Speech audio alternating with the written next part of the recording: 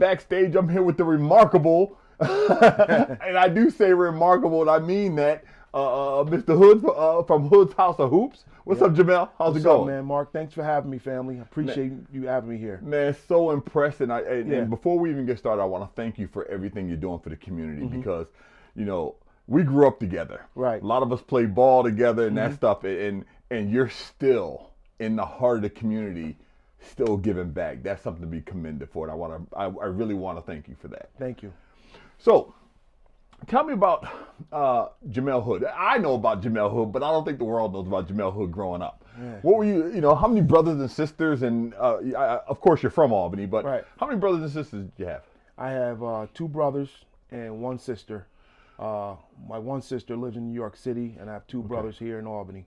Okay. And what was it like growing up Jamil Hood? What, as a young kid? As a young kid, I look back at certain kids' situations now, comparing it to mine back then. I think I had a pretty good life. Yeah. We lived in 2 separate households at times. Parents were separated early on, but I'm just blessed. I had the life I had with David and Linda, my mother and father, was beautiful. Okay. And was basketball always a part of your life? Basketball played a part of my life since birth. I mean, I was told I always loved to bounce the ball around the house. We spent a lot of quality time as a youth in the parks, so. No, don't tell the truth. Not a lot. We lived in the park. We lived in the parks. We ate dinner in the parks. We had lunch in the park. The park was our house, man. Yes, we did. We go from the new courts up to Washington Park over to Swan Street. Right. We lived in the park. We lived in the parks. And the community took care of us in the parks, man. Yeah. So I'm blessed to have that life I had when I was younger. So that was the how was it your teenage years? What high school? Did you play high school ball? Did you play did you do anything in high school? Well, in high school, it was pretty much competitive like it is today. But going to Albany High School, it was a situation where I got cut as a freshman, and I didn't make the team. And I want to say 5 games later on in the season, the coach calls me back and says, we want to put you on the team. And he put me back on the team because 5 individuals were at a game in Amsterdam fighting, so he needed to fill some seats. Right. Unfortunately, the remainder of the season, I didn't see the floor. So, tried out for my 10th grade year and didn't make the team. So I elevated my interest to the streets. But I always had my eye on basketball and stayed on the basketball court and played basketball. Yeah, because even when you were in the streets, you were still on the courts with us. Right, still on the courts. Still didn't matter, but it would have been so special to have that Albany High Falcon jersey on, but never happened. Well, back in the day, though, 10th grade. Back in the day, a Falcon jersey, man, you had to be that guy. You had to be that guy for real. You had to be that guy. There was no AAU back then. No. You wasn't having no second chances, and we had like the Arbor Hill Community Center, the Livingston Boys Club, Delaware Boys Club, things of that nature to fall back on to be a part of a team. To be a part of a team. Yeah, but other than that, man, you had to be super duper nice. Yeah, those teams were stacked. Yeah. I used to always say that the 12th man on an Albany High team could start just about anywhere else in the Big Ten. Yeah, absolutely. Anywhere else in the Big Ten, he'd be starting. Yeah, 100%. So even guys that got cut there would be starting on a lot of teams in the Big Ten. Yeah. So the level of basketball then was was real high level. Yeah. Even at the parks, the parks were competitive as hell. So I understand what you're talking about when you say, wearing a Falcon jersey really carried some weight. Yeah. So you hit the streets. Right. And what was that like for you? Raising 2, I felt like I had to play a big part in my brothers' lives. And, if I needed a pair of J's, they had to have a pair of J's. If I had to eat, they had to eat. And so I saw that I didn't want to be on bologna and cheese and beef patties and things of that nature. I wanted to, upgrade my appetite. And so I took interest in the street life. And along with the street life became, you're just moving fast. But I always knew in the back of my mind that there's going to be consequences for being part of the street. Yeah, it does give back. And not always the way we want it to give back, but it gives back, and you went into it with the knowledge that was going to happen. Right.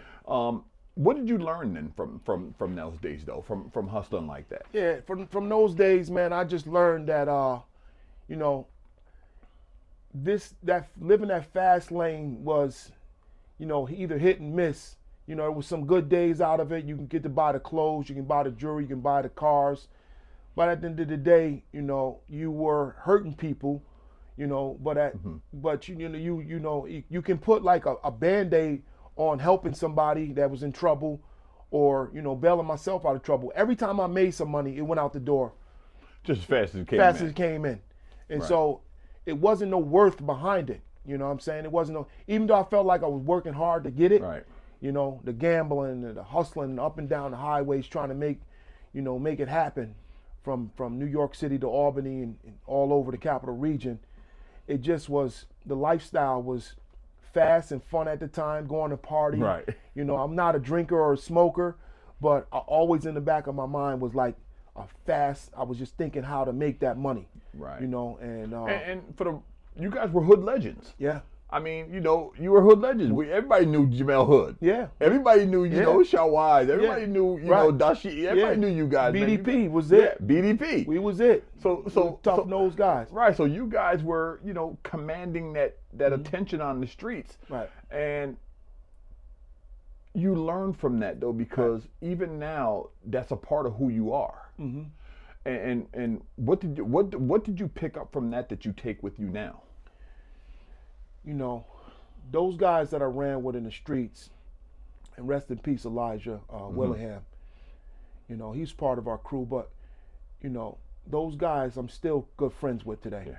They're all outstanding community individuals. Yes, they are. And that's something. That's something. We all made it out. Yeah. We all made it out, and to see each other either in the nightclubs or in the mall or in the community, it's something that saying, we were lucky. We were one of the lucky crew, to make it out. But, I owe them brothers a lot of gratitude, man, because we had each other's back, Right. And I take this quote from one of the movies I watch all the time with Tupac in it, and it said, "No one man above the crew," and that was our attitude. There's no one man above the crew, and we lived by that code, man. We had certain rules that we had to play by, and we had the youngsters that was trying to come up underneath us. We wouldn't allow them to do certain things. That's right. So one of our things was we wasn't allowing these guys to do what we had to do. We had some individuals that had super academic talent or good skills on the court or on the football field. We make sure they had cleats and sneakers. We didn't want them to go to the streets to get what they needed. We would take care of that. Right. So that was our pledge of allegiance to the streets. Right. So to the we're gonna give back. We're gonna give back. You're gonna give back. But don't ask no questions how you got it. Right. We're gonna give it to you, and then we don't want to see you out here with us. I got you. So we're gonna run down on you. You know what I'm saying? We gonna make sure you straight. Your family straight. Right. And how did that end for you? Uh, When did it end? It ended. I want to say some 30-something years ago. It ended for me. I think one time my last arrest, true story. I got into Albany County Jail, and this guy in a wheelchair comes up to me, and he's like, "Yo, Hood, they gonna fry your ass, man. You all over the news." He started pointing up to the monitors in the news. And so they ushering me to my cell on C Block in the county. And so I'm like, man, I'm already defeated. It's summertime. It's hot as hell in here. They caught me on like in the afternoon. They arrested me. So I'm going to be in here all night. I can't see the judge till Monday. So my Uncle Lloyd always told me, man, do some push-ups and get you to sleep. So I did some exercise in the cell, and it's hot as hell in that cell. A little small cell. It's hot in there. So I fall asleep because the air is out in the hallway, in the corridor. I fall asleep with my against the cell bars. A couple hours later, I hear a knock on the cell. I hear it. Wake up. I said, "God?" He said, "Nah, man. I'm the jail chaplain, white guy." He said, I'm the jail chaplain, and I'm here to see you and talk to you, man. You have some important people in your life that reached out to me and said, go check on this young man. And so we're having a conversation. I can never forget. He gives me a rosary bead, and he gives me a little biblical pamphlet. And he's like, maybe this will get you through the night. And if I'm around this weekend, I'll check back on you. Long story short, we're having this conversation. He walks away and says, he walks away and I say, can you ask God to if he can bless me with another chance, I won't come back in here. I'll do right by him. And he said, who do you think sent me? And he walked off. Oh, true story. Wow. Cold truth, man. And even though I was running the streets like that, I made sure every Sunday that I would take my mother to Metropolitan Baptist Church. She was fighting cancer, but I would always take her to church when she needed to get there. Whether I slept next to her in the church or I was in the car, you were there. Because I spent so much time in the streets. I was exhausted, but she made sure that I got there. And one person in the Bible we always spoke about was Job. Job had so many jobs, and I was interested in Job my whole time, that every time I went to church, I always wanted to hear about him, and the jobs that he had. And I said, when I get out of this trouble, I'm going to do so much work in the community. I'm going to be Job. I'm going to be that guy that God can count on to fix some of these issues. Wow. So I always carry with me, man. I always say, and I get a little emotional, man, saying it, but I always say, like, he could have chose anybody else. He chose me, man. You know what I mean? I'm like, he chose me to be in this position that I'm in, and has surrounded me around some great people. Yeah, I mean,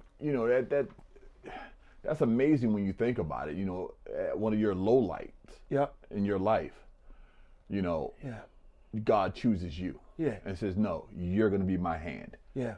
Wow, that's pretty amazing. So you get out, you start making these incremental changes in your life. Right. And basketball resurfaces. Oh, man. What a dream come true, man. I can see this too, man. I'm a big dreamer. I can see it happen. I'm a dreamer. So I knew that I would get a chance to coach and be a basketball player. Now, going back to Albany High, and I'll speak a little further, but I always watched Coach Lyons, and I was a fan of Orlando Lewis, Roy Tibbs, and Derek Johnson, Corey Dace. Yeah, I was a fan of these dudes, man. I would watch them. Like, we would go to all the Albany High games, but I would sneak away from my crew and go down to the bottom of the stairs and pick with the players. Like, you're going to play for me this summer. Now, all the best players played at the new courts or somewhere in the town. And the new courts was it. So, and I had the money to put uniforms and sneakers on them. Right. So, of course, I would get close to the Harry Harts and all them guys. Yes. And but I was so interested in, the coaching aspect of the game. Yes. I said, I'm going to be a better coach than Coach Lyons. Everybody complained about a Coach Lyons, but everybody didn't know. Now I know, as being a coach, how hard it is to coach 12 talented young men. Man, it's big. It's big. So today I have a lot of respect for Coach Lyons and anybody that's on that sideline putting in that work. I mean, when you talk about those guys, you're talking about St. John's. Yeah. You talk about Virginia Commonwealth. I mean, Virginia, VCU. You're talking about Virginia Union. Yeah. You're talking about these fellas ballers. Yeah. They paved the way for big schools. Yeah, so coaching those guys it's not easy. Nah, man. Jimmy Johnson, Stacy Randolph. Woo. Man, I can name a lot, man. There was a lot of Corey Anderson. These guys were high volume players, man. Yusef Stewart. I noticed you left my name off that group. Yeah, you too. You too.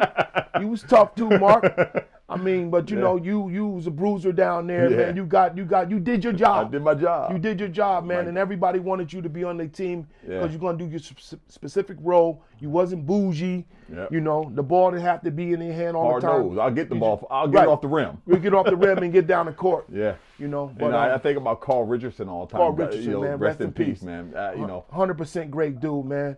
He goes from playing on the basketball court to being at the bar as a bouncer. Yeah. He made sure that we were safe. Yep. After the games. After the games. He was just a remarkable individual. So when did you know you wanted to coach, though? So I always knew that I wanted to coach and New Covenant Charter School comes along. Aaron Dare, Okay. kudos to him. Kenny Wilcox, Eleanor Bartlett, all of those folks that started that school on Lark Street. Yes. It was a dream of hope for a lot of individuals, this new charter school. So I come in as a after school employee, and then I wind up being a full-time employee, elevated all the way to a dean of students. Okay. And it just was a situation where I was able to start youth teams, playing in PAL leagues, doing stuff in the community, and then it started to AAU. Right. But I was always the coach, and I could take away from an officer, a police officer named Kevin Q, my guy. He would say we would go up to PAL and kick everybody's asses. Every team we would beat, and he would call us the Yankees of basketball. The Yankees of basketball. And Lenny Ricciuti, kudos to him for putting this together. Lenny's the man. He's the man. He's the man. He's been a huge in the community. He don't get a lot of credit, man, for what he does, man. But I respect this man. Absolutely. You know what I'm saying? One thing about him, man, he gonna keep it real, and people don't like it. Yep. So, and I knew that's my guy. Yep. As soon as I knew, and I could talk my shit to him, as he could talk. Right. We could talk the same language without it getting personal. Right. Because we in this for kids. Right. So, but this PAL trophy used to go around at every school, and we would have, it still exists to this day. New Covenant, New Covenant, New Covenant. So we had those glory years, and then it just happens to New Covenant, unfortunately, closed down for whatever reasons, which may take me too long to talk about. Closed down, and John Taylor comes to me, the principal of Green Tech, says, after year one, I need you over here. And I said to him, he came to meet with me on several occasions at New Covenant. I said, I can't leave this building till it closes. I can't abandon my families until it's done. And he respected that. Till the job is done. So one day he said, I just need you to come over and shadow and see what Green Tech's about. I did that. And he gives me the opportunity to be an assistant dean underneath Rodney Smith, and then the basketball coach. So I started off as a freshman program, and then I elevated from JV to varsity, and we started our program. Okay, so this program started out with just a freshman team. Right. Okay. And then we did year two, we did JV and then freshman. varsity. Right. And then JV, varsity. then varsity after that we came and did that. And so it took you roughly 4 or 5 years? 4 years to get started. To get started in that program. Yeah. And so how do you go from a startup program to a state champion? I said a quote, man. I'm going to tell two things. I said a quote in the paper to the AD. I said a quote to the newspaper, Times Union. I said, we're going to have the most dominant program in New York State. I said it. I predicted it. I said, we are going to dominate high school basketball in the city of Albany for years to come. And I got chastised for that, because what happens is in urban and what happens in this area in basketball, you don't want to be too powerful, too strong, fast. And that's the politics of it. I don't get into black and white, but it's there. Right. Of course. We're coming in. My boys are gonna be geared to show good sportsmen. We're gonna kick your ass and shake your hand, or you gonna kick our ass and we're gonna still shake your hand. Exactly. And then if my kids get out of line and be disrespectful or unsportsmanlike behavior, it ain't gonna be pretty for me. That's that old school stuff. It ain't gonna be pretty for you. I was raised by Pee Wee. You know how it goes. He taught me well as a coach. So I reach out to Carolina, Darwin Carr. My first week on the job, and I say, "Yo, man, what do I do as a high school coach?" I'm like on the phone, like don't know what to do. Don't know what to do. Social media ain't kicking in now, where they give you everything now. Their YouTube ain't putting it out there at that. So I'm like, all right, I know how to do a practice, but this high school. So he's like, Hood, run their asses. I said, good idea. Let's start there. And running them, man, defense wins games, man. Defense, Absolutely. 94 feet. I ingrained that behavior. Like, we're going to run. And so, what I did was I used this method. It's a true story, man. I'm at Green Tech, and I would hold a practice on a Sunday intentionally on Sundays. And the OGs used to come in and play pickup ball. The guys from the community. Right. They ain't all old guys. It'd be Lloyd, CJ, it'd be everybody from the hood. Right. I mean, you name it, they're in there balling on a Sunday because there's really nowhere to ball. Right. You know, so I would hold practice right before their turn to ball. So, and I would do practice after they would ball. I would do 2 a day sometimes, or just have a shoot around. So it would give these old heads or former generation high school players or whatever a chance to see my practice. So a few of them would stay back and be like, yo, Hood, let me talk to this player. So this brings me back to Big G, Gerald. Why am I forgetting his last name? Campbell passed away. That's why his son is doing his tournament. Big G will always stay at my practices and help out with my team. Wow. He will help the big men while I'm down with the guards. So many of those individuals, Star King, everybody, Elevation, they always stay and help with my guys. And it brought the community together. Yeah. So I used to find creative ways of bringing the community together. And some Sundays, we would take a bus and go to church. I would go to Metropolitan with the team, the whole crew. Yep. And then sometimes I would take the crew to whoever's on the team we would go to their church. Right. So I would take a kid like Josh and we would go to his church. Or I would go to different churches. The whole program. And then after the church, we would come back to the gym and have a soul food meal. So I found ways to keep us together. I found ways to, bring the community together. And I tell you one interesting thing. I'm at Metropolitan Baptist Church, man. This was one of the most heartbreaking things ever. I got 45 kids in the church. A couple white kids too. They're in my program now. They transferring out and coming to our school.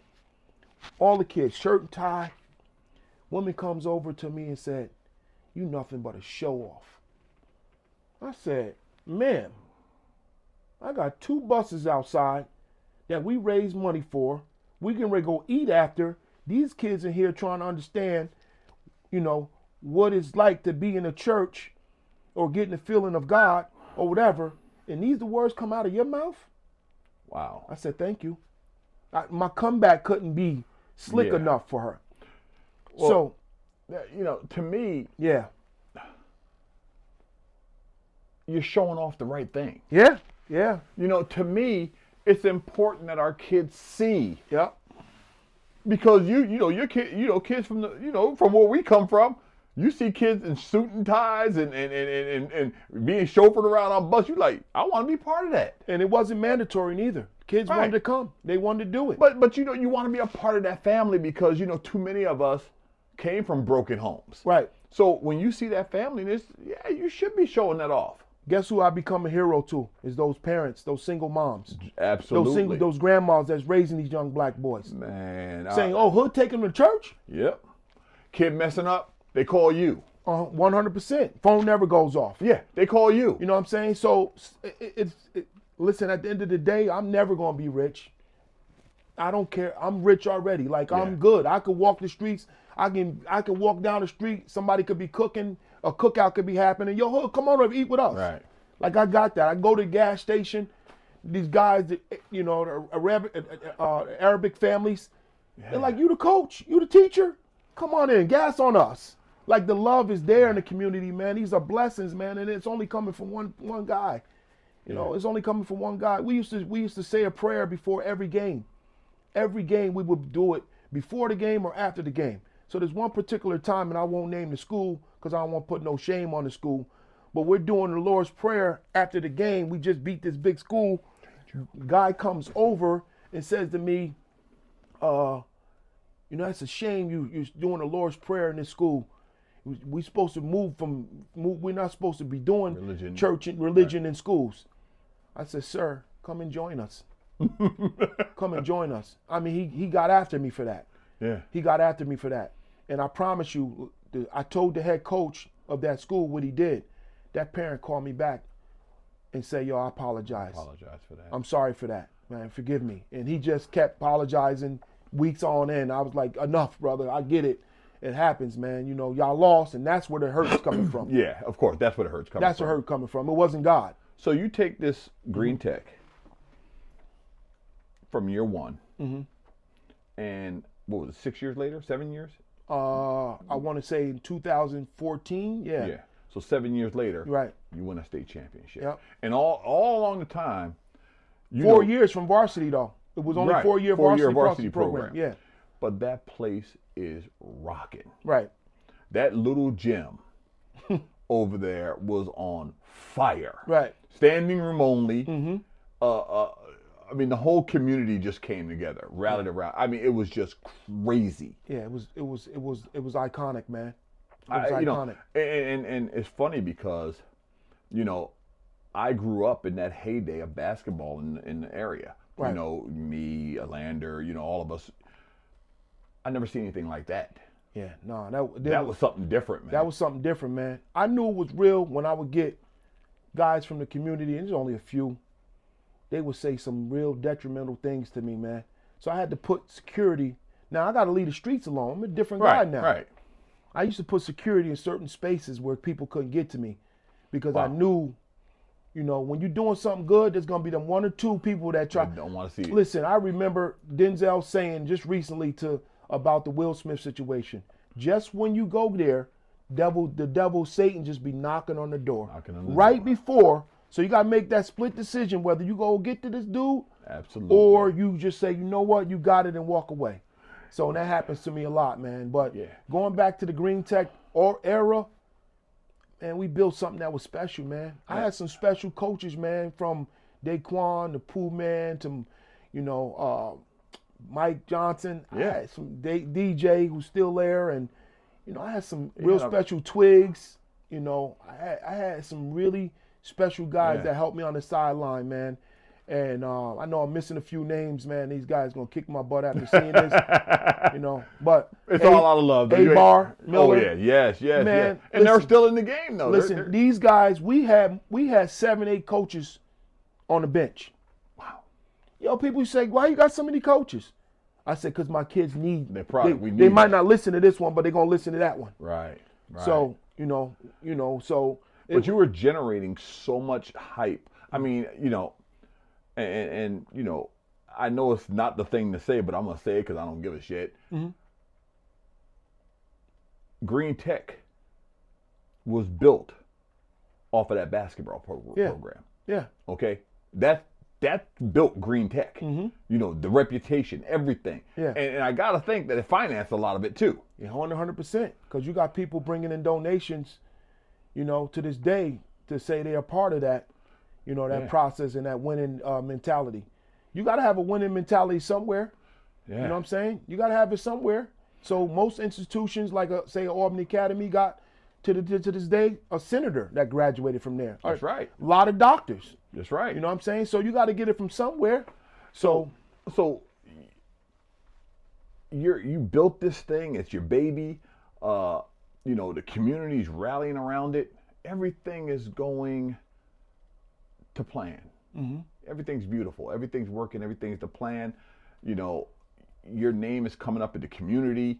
You know, and I gotta think that, and I've always said this, that you were uniquely built to deal with that segment of society, our kids, because you came from the streets. Yep. You did what they were out there. You did what Right. their brothers were doing. You know, you can't run no shit on me. Nah, can't run it on me. So everything is working great, and a couple years later, All of a sudden, the day that I never would thought would happen. Now we're going 2018, yeah, some day in May. Principal calls a meeting and says we're doing some budget cuts. I said, oh, okay. I'm part of administration at this time. I'm the second guy. It Right. goes the principal, then Coach Hood, the Jamil Hood. I'm the dean of students. right, So he calls this meeting and said we need to do a $500,000 cut. I was like, wow, that's yucky. So he said he's gonna let go of 9 people. Staff member, we all in the library. Staff member raises his hand. I'm thinking I'm good. I'm the one generating income. You know, generating income. Forget basketball. Right. I'm keeping the kids in line. Yeah, I'm the I guy. remember when I came over to the school one time, man. The kids were like, nah, Coach Hood don't play. No, I don't play around, man. We could be in detention all night. That's right. So I got some methods for you that you're gonna behave and you're gonna respect these teachers. And you're gonna respect each other. Right. So I'm thinking I'm safe. And we get in the meeting and one teacher says, well, we don't want to, he said, well, I'm gonna let people know tomorrow who's gonna be cut. I'm like, Wow. so teacher says, well, can you email those people that gonna be cut and tell them that they have, what time is their meetings? Suggestion she came up with. So I get home at 7:42, I remember. I get an email from the principal. And it says, I need to meet with you at 9 o'clock. I call him up. Go right to voicemail. I call him 12 times. Voicemail every time. I text him over and over. No message. Now I'm calling my family, close family. I'm like, I think I'm about ready to be let go. What did you do? Doesn't make any sense. I said, they do nothing. Never been written up. Been there for 10, 11 years. Never, nothing. Never been suspended. I'm the first one in the building, last one to leave. All the other stories everybody know. Right. Right? So I go to this meeting, and it's the hardest thing I ever did with, man. And he says, hand me the paper. There's really no more talking on it. I'm on my knees begging, like, give me another shot. Give me another chance. I'll take less money. It's like, I said, are you still gonna have a basketball team? Still no answers. So I'm like, wow. Nah, this is fishy. I said, nah, this is fishy. This is personal. Yeah. I thought I had a great relationship with this guy. So my daughter's working in the office. She's distraught. She leaves after I'm coming out. I mean, I'm telling you, I'm on my knees in this meeting begging these three people, can I stay in this job? So he comes out behind me and said, you know what, this ain't gonna go well. Do you wanna take all your money for the rest of the year and this should be your last day? I said, no, I'm going through graduation. I'm finishing out the year strong. I'm keeping my head up. I tell my kids not to quit while I'm quitting. Right. So he knew it was gonna be a community shitstorm. Oh, yeah. So the media gets a hold that I'm gone on 3 different occasions. One was when Kevin Huerter was being recruited, going to the NBA, and they wanted to have the story match my story with his story. Right. I coached against this kid. Yeah. I don't want to blow his day. Great man, great young individual. Love the Huerter family. Said, not doing it. Told the media I don't want to talk. They came to me a couple other times. Shot them down. The community said, nah, we ain't doing this. They held the protest out in front of the school. That didn't budge or go anywhere. The board meetings were canceled for the next 2 months, so I didn't get a chance to speak to the board. So now I said, you know what, my chances of getting back there are dimming. It's going to be slim. Right. Warren Mackey, my right-hand guy. God bless him, man. That's my boy. Warren Mackey got on my nerves so much. Yo, Hood, man, this is going to be all right. He's hurting with me. Yeah, He's one of my coaches, by the way. I'm glad I remembered him. By the way, I couldn't get a lot done without him. Yeah. So much. You could do a whole show on him. You know Mackey. Mackey's you right here with me. Whole nother show with him. Mackey. Yeah, so Mackey told me, yo, one door closes, another one opens up. Kept saying it. Come do this with me. Man, I cursed this dude out. I said, dude, stop telling me this. I don't want to hear that. I want my job back. Wasn't happening. Wasn't going to happen. So my assistant coach has a job, and he currently has a job. He kept it going. Now, I'm angry with the world. Of course. I'm angry with the world. I built this school, I built this place, and I'm gone. So now, no income. I'm not home anymore. Well, let's just freeze there for a minute. Yeah. You know, I've always felt as though you being let go was politics. Yeah. Okay. I've always felt that because, you know, I used to always see Green Tech was called the house that Hood built. Right. You know, that's what it was called. Yeah. So do you think that somehow that maybe it was politics involved in this, that there was more than cuts? Uh, this the answer that I'm gonna give to you. Today, present day, Mark. Mm-hmm. Present day. If I didn't forgive them people for what they done to me, I wouldn't be in this position I'm in right now. Dang. And I promise you. I can't lie, man. I swear to you, it took me years to forgive them. It took me years. And once I forgave them, I was good. I'm in a good position. Yeah, you and put I don't, your heart you know, and soul into that. when you do something like that, man, it is hard. Yeah. It is hard, man. I'm at a high school game. I got my kids there watching a high school game where we were scouting the team. White lady from Shenandoah says to me, "I just love what you're doing." I say, what grade your son in? She said, "No, we just knew you were going to be here with your team. Wow. We follow you. We missed some of our Sun games just to watch your team." Wow. I know I was making an influence. I knew this was going to go national. Changing lives, yes.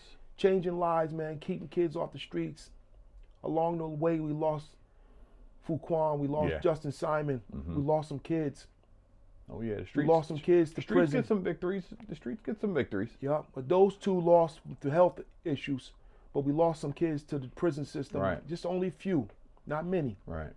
But the academic structure, the work that those teachers put in at that school they need to get paid double.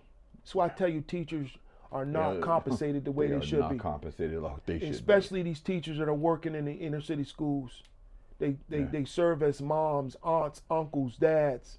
They do it all. Wow. These people work super hard. You know, they make the society and the streets a lot safer because what they do.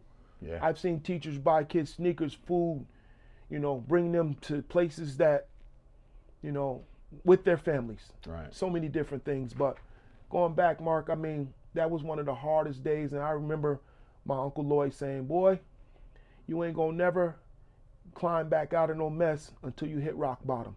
And that rock bottom was my rock bottom. There's no money coming in. There's no health benefits no more. You know, I made some bad choices on the other end of my life, which made me in a situation where now I'm walking the streets. I lose my car. Now, I say to myself, what am I going to do? Am I going to go and knock on CJ's door or another family member's door, or Mickey, somebody in my family where I can go? Or do I go down in this homeless shelter and just jail it out? Right. That's their term. It out. Right. Yeah. And that's what I had to do. So I'm sitting next to a crackhead. I'm sitting next to an alcoholic. Forgive my use of the word crackhead. Somebody on substance abuse problems, and somebody on alcohol. Some guy with some mental issues, all in one space. And you talking about eating a humble pie. I'm a diabetic, so nights that I have to urinate, my health is deteriorating. Man, that was the hardest few months I ever had. Wow. My son was working at Ted's Fish Fry. He would give me, Jamil Jr. would give me his tips. Money in my pocket. That kid don't know he's my hero too. Oh yeah. You know what I mean? You know, that relationship, man, that's a whole different story, man. This kid won his father, along with his crew, state championship, man. That relationship's a whole different relationship, man. This is amazing, man. It's amazing. I used to tell this kid, man, you gotta be better than everybody else. When everybody's sleeping, you gotta run. You gotta work. Because I'm gonna get the slack if you ain't Michael Jordan every night. I'm gonna get the heat. You know, if your kid's starting, he better earn it. He better earn it. He better earn it. He damn sure earned it. Yeah, he did. He damn sure earned it. He made my life easy when it came to coaching basketball on most nights. Yeah. It was times he told me, "Dad, get out the way, I got this." And if I could just tell a story about him real quick. Yeah, of course. I'll tell a story real fast. In one of the games, we getting our tail busted by this team from Rochester. I said, "Junior, this kid kicking your ass. He busting your ass. He ain't playing no D." So now he's pouting. He's standing outside of the huddle. I'm still screaming at him, cursing at him. So, timeout. This during the timeout. Game goes on. 2 plays later, he gets the ball, rips through, drives baseline, dunk on the kid. Boom! He comes over to me and said, "Sit down, Jamil Jr. He said, "Sit down. I'm the coach. I'm the man." And the way he put it, explained it. Sit your ass down now. You satisfied now? And everybody went crazy. Everybody went crazy. Turned the whole game around. That kid ain't scored not a point after that. Locked them. And yeah, it was just But amazing. you know, there's something to be said about that because, you know, I coach baseball and my son also played for me. And if your kid's on that team, and even if he's a star on that team, you have to hold him accountable to a higher standard because everything else, you know, the kids say, hey, listen, if he's holding him accountable, you know damn well we're going to be held accountable. 100%. So you know, you can't, in fact, it's hard being the coach's son because I like to say they get it worse. Yep, they get it worse. But I had to find a balance because why am I going to be punishing mine 10 times harder? Yeah. So one time his mom was like, yo, listen, you don't get off his back. Shout out to my girl Giovanni, too, by the way. His mother, that's my girl. Giovanni. Because she put up with your ass, She too. did. She did. And Giovanni said, if you don't get off his back, I'm suspending him from basketball for a week. He ain't playing. And she sure enough did. She had to protect her son. He took him out of basketball, so I'm running around. Where my guy at? I'm doing all this basketball. Mom put her foot down. Yeah, and I sure enough changed my script. I changed my script, man, because we had tough nights. We would drive home, he in the back seat of the car. He would, I wait for my mother to pick me up. You ain't got to bring me nowhere. So we had those nights, man. You ain't got to buy me no food. I don't want none of your food. I ain't hungry. I'm trying to buy him back. You want to go get these new sneakers? Nah, man, I'm good. So you know, so you're in a shelter. You hit rock bottom, bro. You're humble pie. That's whew, crazy. That's crazy. I mean, from where you were just a year ago to where you are now. Mark, I'm in social services downtown Albany, sitting in there, and people coming up to me that from somewhere you ain't never been before. I was sitting in there, filing papers to get help. People coming in there asking me, Coach Hood, can you help me with my paper? You work here now? Wow. Thinking I'm working there. Yeah. Because they couldn't imagine you are, you know. Yeah. You're a community icon. Yeah. You know, because when they let you go, Albany turned crazy. Yeah. Shit got crazy around here. You know, it was getting crazy. Yeah. You know, so you're an icon, and they couldn't imagine you have falling as far as you did. Yep. How do you start coming back? I still carried them basketballs on my shoulder and went to every community event possible. I still taught basketball on the streets. Yeah. I made a connection with Melissa Keene at Arville Community Center. She let me in the door. I run my programs. Shout out to my girl, Melissa Keene. That's my girl. Man, the folks from the Albany City Recreation Department, Jonathan Jones on down, these people allowed me to come in and still do my thing in certain areas of the community. The mayor was instrumental in still allowing me, Mayor Sheehan was instrumental in allowing me to do my thing in the community. You know, rolled out the red carpet for me. It was minimal, you know. I did the work. You know, they provided small opportunities, job opportunities for me, running camps and things. So let me get this straight. So yeah. As before, you were building the brand of Green Tech. Mm-hmm. So when that falls out, you start building the brand of Hood, Jamil Hood. While I was at Green Tech, Hood's House of Hoops was already in motion. Okay. It wasn't elevated as much as it is because the focus was at the top at the time, Green Tech. But we still did Hood's House of Hoops in between. Like on off days. But now your brand comes to the forefront now. Now it's time to build your brand. Right. So you start slowly, just as you did with Green Tech, you start slowly putting together your brand again. Yep. So you're holding camps. You're doing now. You're commanding some kids coming from all over the place. Yeah. You know, want to be a part of your camp. Mm-hmm. How do you parlay that into a building, an AAU program? You know, how does that happen? Well, first of all, you need a roof over your head. Right. Super kudos to Mama Love, Miss Norma Chapman. Norma Chapman. She rolled out the carpet, red carpet for me, and said, "These are you 2 floors. Go do what you're gonna do." Wow.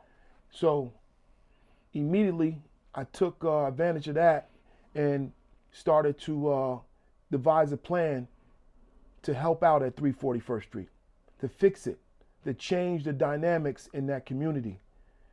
And there was, when I tell you, violence on a current, frequent basis during COVID, after COVID, I had to come up with this plan to fix this thing. I said, I can't get killed in my own community. I'm just over here trying to be a coach and save some lives. And it was, I mean, at the time, there's no air in the building. So it was super hot inside and super hot outside. The old CYO. I remember that building. Gosh.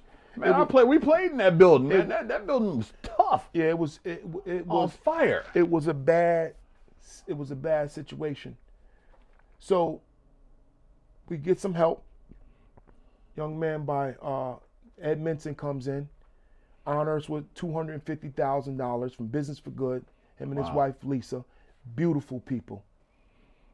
He has a whole team of people that come in. We devise a plan of what we're gonna do, from plumbing to roofing to AC units to carpeting, everything, new windows, new lights, the whole bit. Over $300,000 worth of stuff being done. I spent 8 months in this building fixing it up. We had help from Martin Hardy Mazzotti, from Paul Harding, Alex Tronco, Charles Toohey, Bob Marini, so many different people, Dan D'Agostino, so many different people I can't recall right now, but these individuals helped make this happen. I remember Paul and Alex Tronco coming down, and they came down with a group of people who committed to helping out on a monthly basis to fix this thing up. So I said to myself, I still gotta take care of the culture outside. Right. So I remember Magic Johnson, he built a movie theater in LA. That's right in the heart of it. In the heart of it. He got all the gang members together and said, hey, listen, this is what we have. Y'all need to respect it. There's job opportunities, blase, blase.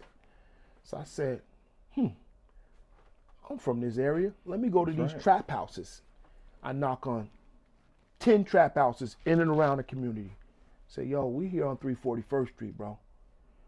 These are our hours. Well, yo, who? When do we get hours to hustle? I said, I'm not asking you not to hustle. I'm asking you to cut out a few things. Right. Specifically these guns. The gunfire. I said, you can do all the selling you want to do. Do whatever you want to do. I can't tell you not to do nothing. But this is a sacred ground. This is a sacred place. In front of it is a sacred ground. These kids, your nieces, your nephews, people you don't know, is going to be coming in and out of here. It's going to be beautiful. Come on in. Come on by. Invite them in. Out of 10, 8 listen. Wow. Listen. They respect it, drop Gatorades by, waters by, and there's one catch. You can have the gym whenever you need when it's free.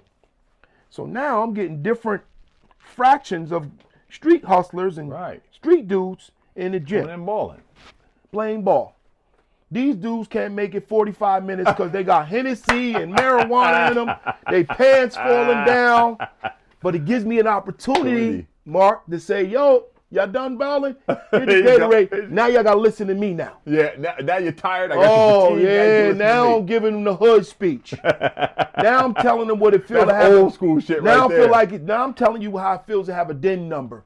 Yeah. Or where you ain't coming back from. Yes. How does it feel to bury somebody that you already know about, but you really don't know? So now I get a chance to talk to these youngsters, the real shooters, the gang out in these streets. I got them in the gym now. Right. I can talk to them. Every group I talk to, there's always one or two that stay back. Of course. And be like, yo, Hood, man, I'm on probation. I'm really trying to get out. Right. Can I come back and talk to you at another time? I'm having problems with my girl. Right. Can you help me with that? I'm on parole. Can you make a call? Yeah, you OG, baby. I owe community service. So all this stuff starting to ravel. I said, boy, God don't want to give me 2 hours of sleep. I go to bed at 9 o'clock. Boy, one of the young men was devastating, though. One of the young men that facilitated all of this, most of this stuff for me in the streets, because he was cool with a lot of different fractions, wound up getting murdered in Schenectady. Wow. I lost my key guy. And that one hurt, set me back a little bit. But I was able to. But dealing with, on First Street. I grew up on First Street, 270 First Street, so right down the street, right one block down Lexington. From that, dealing with that loss is a part of it, man. Having those losses are a part of it. How do you deal with that grief? Because I know that's not it wasn't the first, and it damn sure wasn't the last. No, this grief is different, man. This grief is different. I have a funeral to go to with one of my former players this Thursday. This grief is different, man. These young boys are shooting these guns, and most of them need it for protection. Yeah. It's like, yo, why you got a gun on you? I need it, Coach Hood. So part of what I do is I get a call from a parent, be like, yo, my kid got a gun in the house. Is there any way you can talk to him? Wow. And so I'm going in the living room or a kid bedroom. I don't like guns, period. I'm scared of guns. Right. I don't want nothing to do with it. Listen, I'm scared. But I go in there, I'm trying to talk to the kid, and I always come with $200 or $300. Because I know I gotta leave the kid with something. Right. If I'm gonna talk him out of that gun, I'll leave him with something. So on a couple occasions, like, what you gonna do with this money I'm gonna give you? I'm gonna go buy another one. Because they're still angry with mom for calling me. For calling me, right. For calling you in the first place. Calling me in the first place. So, but a couple of them like, yo, all right, cool. I never walk away with the gun. The gun goes into the mom or the dad or uncle, whoever's there. Right. You don't touch it. I don't touch none. You gotta protect yourself. Yeah, I gotta protect myself. Right. But it's what a lot of people don't understand. The real shooters are these kids that are looking for a name for themselves, or scared themselves. Real tough guys move in silence. Yeah. All the tough guys I knew, shh. Them the guys you don't want to bother with. No, you don't bother with them. You don't bother with them. It's always the shaky cats. Right. You know what I'm saying? That committed these acts of violence that was, So how do you deal with that grief though, man? Because that it's a wear and tear. It's tough on me, man. I was dealing with this grief just happened with Speedy, Javon Ward, my guy, who has 4 young siblings. I was with this guy every day when he was young, all the way up to middle school to high school. I with the family for 2 days, stopping by, seeing, talking to family and, talking to the kid's mom, working with the son, the 8-year-old kid. I mean, just doing a lot. I get home and I don't even eat dinner. I'm exhausted. Like, watching these young folks being buried at such a young age. And this, the shooters are young, so if you do the math, 18-year-old, 19-year-old kid kills somebody, he's getting 20 to 25 years. He's home when he's 40. Yeah, so he's older. He's old enough to use. He's old enough to live his life. But he took away a life. Right. And now, and then in some situations, Mark, you got these. And I'm going to these scenes, going to these families after a murder happened. Now I got to go talk to the siblings and the cousins about revenge. Wow. Like, yo, take it from me, bro. Please don't let the police handle it. No, fuck that hood. Let the police happen. So now the cycle is all over again. They want revenge now. So they know who did it. Right. So they go on to get whoever. So now you got more people hurt, more lives. So, I get in these interviews and with the news and everybody, and they want to point the blame to the police and the chief and the politics and, I don't got time for that. No. I don't even got time to be blaming if somebody ain't doing their job. Right. I know what's going on. This young black mother is struggling with her teenage or young adult son. How can we help?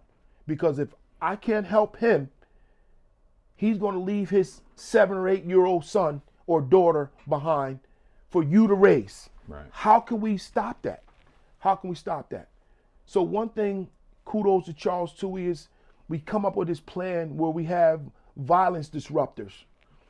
We have guys that come in that know what's going on in the streets, and we know it's a situation, say on 3rd and Quail.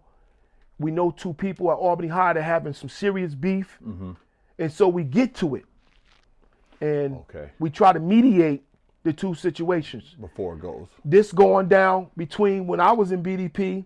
I took a page from when I was in BDP, and I was fighting a young man named Shah downtown.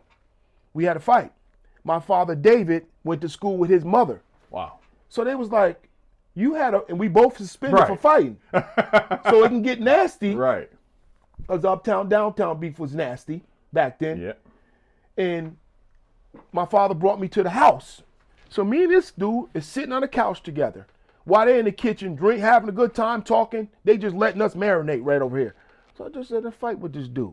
I'm sitting on this couch Right, now. I'm sitting on this couch. So me and him just talking now. I'm saying, "What up?" He's saying, "What up?" So now our tone changes. "What up, man?" Like, yo, they got us down here like we in prison. Right. You know what I'm saying? Like, yo, we family. Yeah. So me and him cool now. So they come out the kitchen, they're like, "Y'all good now?" Yeah. And then we having this long conversation. I'm like, wow. Just need time. So we come back to school a week later. Me and him in the hallway shaking hands. Our crews is looking like, yo, What's what this you about? talking to this dude for? So it helped a little bit. Yes. So now we're getting older. So now everybody's like, man, what we doing all that for? You know what I'm saying? Right. So I'm taking back some of my experience from this uptown, downtown stuff that I had hands in. Now bringing it back. But it's a little bit more serious now because it's gunplay. Yeah, it's gunplay involved. Right. Back then it was leather gloves. Leather gloves. You get your ass whooped. You go ahead home with a couple lumps. Right. Come on back next week. You all right? That's it. But now these dudes is taking for keeps, man, and it ain't pretty, man. Yeah. It ain't pretty. So this grief is at a high level, and I just want to salute the brave men and women that are out here on these small community grassroots organizations that are trying to stamp out this stuff. That's you. That's what your program's about. You know, if you think about it, how many kids are in your program? Man, we got over 1,000 kids in our program right now. 1,000 kids in your program on a yearly basis. And you think you do that math? That's 1,000 kids not on the streets. Yep. That's 1,000 kids that are working towards a higher goal, a positive goal. Yeah. That's you. So I would hope that the community, the politicians, are pouring into you. Yeah, Mark, I'll tell you, I got a call from some woman from, this was a few years ago, from a woman from, this is when a new governor, Hochul, got in. She called me, said, "This is such and such from Governor Hochul's office." I said, "Oh, hold on. What do I do? What's going on?" What do I do? She called me. She's like, "Hey, listen, we got some help for you. We're going to give you a certain amount of X, Y, and Z dollars. And, she just knows that you're out here making a difference." I said, "The governor?" And Mark, believe me, this is one of my dreams I had. Knows about you. This is one of my dreams I had years ago. So I told you I'm a big dreamer. So she said she's going to call you back in 2 hours. I said, "What? Hold on. This lady getting ready to call me the governor?" I said, "Man, I know this is national. This is getting ready to happen."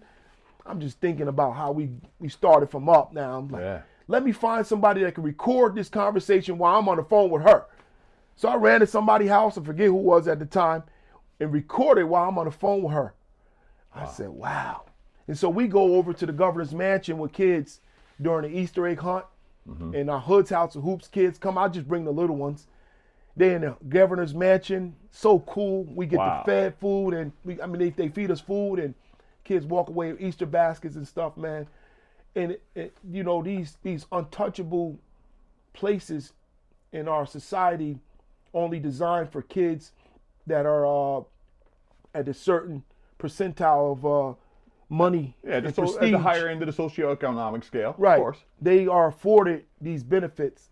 Now the tide is starting to turn a little bit where our kids are not only coming in to make up for numbers and sight and space, but it's making a difference because now you're getting black and white kids together Yeah. in certain areas, which they want to. Yeah. My one of my best friends was a Jewish kid. Kids are kids. Kids You are know that. kids. So it's slowly changing. We don't speak enough about the differences and the changes that are made.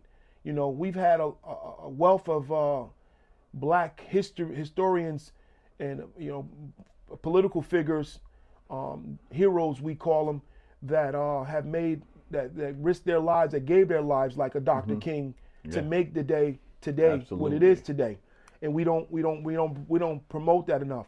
So I love 6'10", 13, and Spectrum and all those guys. Yeah. But I tell them, I say, listen, okay, we're gonna talk about last week's or yesterday's murder, but come to me sometimes and ask me about Positive a story. Keyshawn Tillery that has a shoebox full of basketball scholarships. Oh, Yeah. and by the way, his GPA is about a 4.0. How about Michaela Mackey that's in Villanova right now? She'll be Dr. Mackey in 6 years. Yeah. You know, we want to talk about those stories Right. because those stories inspire other young black women and men of color. So you're one person, Right. and I gotta think though, you got tentacles. You got hands out there Yeah. helping you out. Who are some of your coaches that are working with you in on this endeavor? Because this is huge. Yeah. Yeah. So, Jamel Jr.'s there. Yeah. Mike Yeah. Beast. Yeah. Mike Beast, my He's man. there. Ian. Rest in peace. Warren was like Yeah. surmountable. Yeah. He had his own lane going with my lane. Right. Daquan Young. Yep. He just lost his mom, I know. Kyle. I know. Man, when I tell you Daquan Young is a beautiful soul. Yes, he is. This young man so. don't ask for a dime or a dollar. He works kids out for free. He does so much to give hope. He's coached with me. He brings in stuff to the community center, to the place. Yeah. Refrigerators. A beacon of light. This guy is amazing. I've had Pooh Man Lloyd Johnson serve Yep. as a coach. He's in my circle. There's so many guys, man, that have helped. Yeah. I got a new guy named Phil Flory. He's one of our trainers now. Okay. He's consistent. Dyer Holt, he's another one of our coach. And Barry Sanderson, he's one of our coaches as well. He does a lot with his group. Right. But So you have all boys teams at this point. all boys teams. Now, I know this question coming. We've seen a resurgence of women's basketball in the my last year or God. so. The whole WNBA, the Caitlin Clark and Angel Reese, and college basketball, women's basketball blew off the charts. Do you have any plans on bringing women's basketball? Man, to I'm the 4 years late, man. I'm 4 years late. We're gonna have a girls team next year. Next year. We're gonna start Yes. a CYO girls team as well next year. But we're gonna bring out some girls basketball to Hood's House of Hoops. That's our mission. We need to dedicate. Now we do train young women. Right. We do. But train. you just didn't have any teams. We don't have a team. Right. Yeah. I mean, we've spent a lot of time focusing on the young men. Now it's time to start focusing on women's basketball and some of the women's needs as well. Right. Now, So- Jamel, that's for what's going on there. Are you outgrowing it? Is it getting too small for you at this point? Yeah, it really is, and I'm feverishly trying to find an addition to what we have on First Street. Okay. I'm never leaving. Of course, that's your place. That's your Hood home. quarters. Right. That's hood quarters. Right. That's home. Now we need to go get headquarters. Right. Which would we looking to do 2 to 4 courts. So That you would be suffice. You could be able. That would enable you to host tournaments. Host tournaments, a workout space, a couple classrooms. Because Okay. we always want to teach. Right. I don't even want to say basketball is the hook, because we far past basketball being the hook. Yeah. You're teaching life. We're coming in with a whole different platform. Sometimes my groups will come in, and I could have got a kid that's been in trouble, and practice is an hour and a half. They might have touched the ball for 15 minutes. I'm standing there talking to them about other stuff. They get If me. I get a phone call from a kid on the team, this is AAU. Now, I'll have no rights. I should just be teaching basketball. Right. But once you step foot in my door, what you done in school, I got teachers calling me about kids on AAU. That's your job at school, huh? Yeah. No, that's my job, though. So now we ain't even doing basketball now because kid just got in trouble in school. You FaceTime kids, teachers FaceTime me. You see your kid over here, Coach Hood. Wow. Oh, really? Well, that has happened though because AAU basketball has become so big that and it's the truth though. The AAU coach is oftentimes more important to the kid. Yeah, a coach high in school general. coach. Yeah. A coach in general, but most outside coaches, when I say outside of schools, don't serve this type of role. Right. So I'm up for that role. Yeah. At any time of the night, I'm up for that role. A kid break his arm, a kid get arrested, a kid there. needs some groceries or somewhere to stay, Therefore. I'm there for it. I don't play no games. We going for it. And if I had to put family in tow, we out. We going. You know what I'm saying? Yeah. These AAU tournaments, I can't just book a hotel room for me and my kids. Right. I gotta book a hotel for a whole squad. All right, for a whole squad. You know what I'm saying? So, man, I get no's left and right. I get back to you left and right. Because people don't understand the purpose. Man, that's got to be so hard. They don't understand the I'll get purpose. back to you and not getting back to you because that's got to be so hard, man, because of what you're doing. You need answers. Huh. You need answers. Right. I don't care if it's a no, but I need answers. So I'll get back to you. It's got to be one of the hardest things to hear. Audrey Stone, Jerry Lee from Sunmark Bank, that whole Sunmark Bank family up there on Troy Schenectady Road are the most amazing people on this earth, along with the other group of folks that had helped me out here. But those folks come down to the hood with their families Wow. and showcase and help out from time to time. Wow. That's an organization that gives back. You ain't got to write 9 paragraphs. You don't have to come up with all of this. I need. They know the purpose and what it's serving. Wow. And a couple of their staff, few of their staff members are in the same circles I'm in. So they see it. And so they understand the need. They work with these little kids that come up and that's hugging them, Yeah. And so, I mean, Is that the most difficult part of your job, though? I mean, it truly is, man. It truly is, man. I mean, and I'm not mad at anybody for for telling me no. Thank you, because I know what, around the corner somebody gonna say yes. right. You know what I'm saying? Or we gonna figure a way out to do But it. I mean, you're walking a tightrope. Yeah. On one hand, you're a coach, you're an advocate for these kids, but on the other hand, you do have to play the politics game. Yep. That's got to be. I mean, I know you don't enjoy that role because I know you. But it has to be done. How do you turn that switch? I gotta play my games too. So Okay. I don't go out and tell nobody to vote for nobody. Right. I don't got time. I don't know you I'm politicians. not endorsing nobody. I don't know. I ain't got it. Whoever wants to help, to come in here and help. Now, if you come in here with that heart that ain't really genuine and solid, Yeah, if you're coming here for an endorsement, then get out. We don't want you. They're gonna eat you up. these kids gonna sniff you out. Yeah, they're gonna The eat you parents up. gonna sniff you out. Yeah, One thing I know about kids, they keep it. They sniff out a fake quick. Quick. A Coach Hood, I don't really like that guy. He came in here. I don't know. He was talking about he wasn't genuine. He wasn't real. Yeah. You know what I'm saying? So, but with the politics and the politicians, I respect what they have to do because they have to serve so many different people. Yeah, But I also wish that they understood, that certain requirements are necessary in this day and age, and we got to get to it. Yeah. And we have to be consistent. Yeah.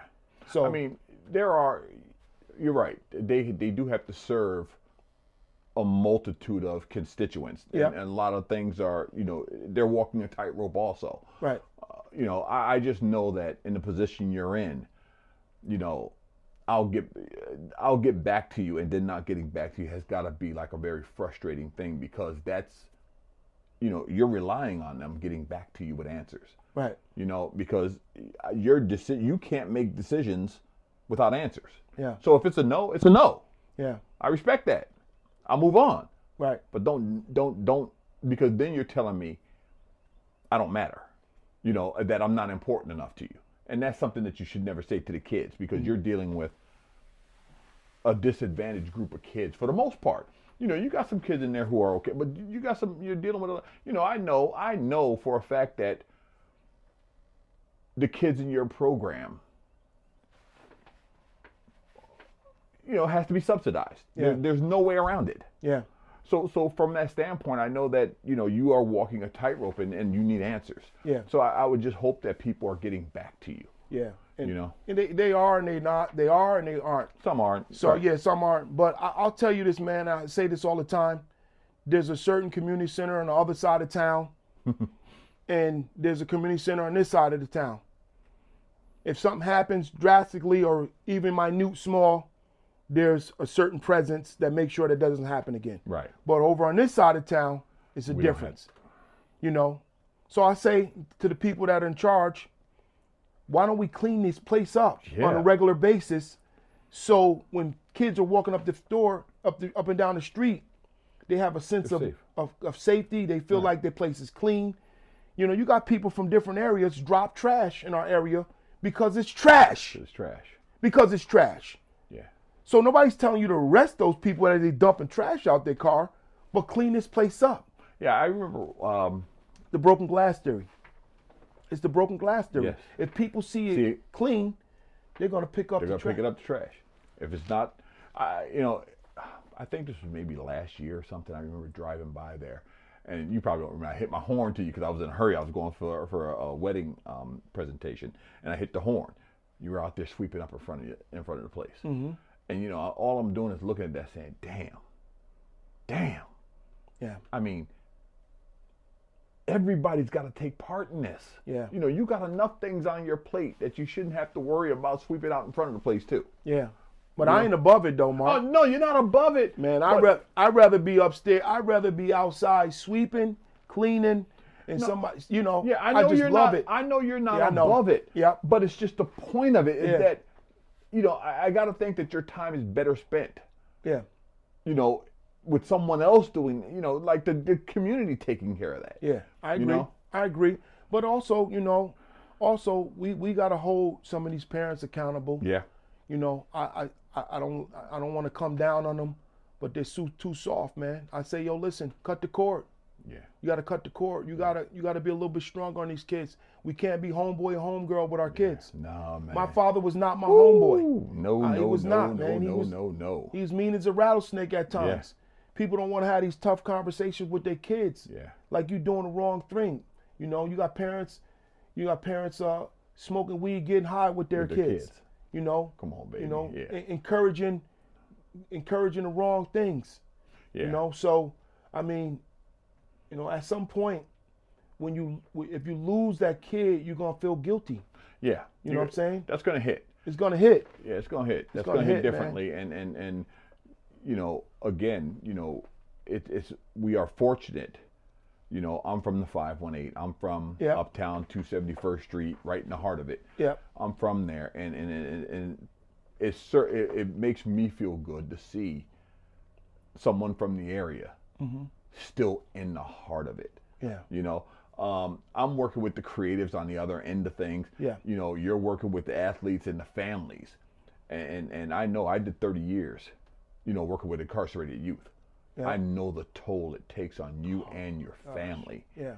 I know the toll because, I look back at it and I said, my son didn't have his father to himself. He had to share me with every kid. Same here. Yeah. That came through my door. Yes, sir. And your kid, your family's doing the same thing. They're sharing you.